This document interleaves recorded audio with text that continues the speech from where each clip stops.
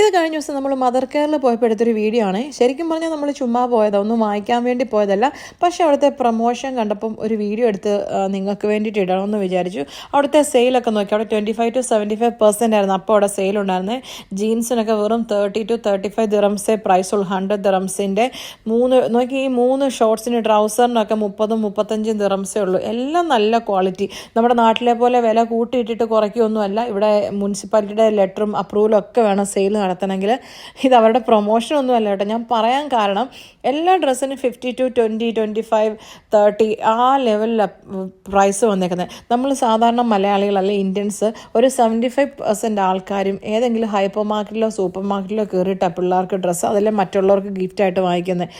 നമ്മളെല്ലാം വിചാരിക്കും ഇവിടെ ഭയങ്കര വിലയാവും, അവിടെ പോയാൽ ഭയങ്കര പ്രൈസാണ്. അങ്ങനെ ഒന്നുമില്ല. സെയിലുള്ളപ്പോൾ പോകണമെന്ന്. ഈ സൂപ്പർ മാർക്കറ്റിലൊക്കെ കൊടുക്കുന്ന പകുതിയുടെ പകുതി കാശ് മതി ഇവിടെ നിന്നൊക്കെ നല്ല അടിപൊളി ക്വാളിറ്റി ഉള്ള സാധനം വാങ്ങിക്കാൻ.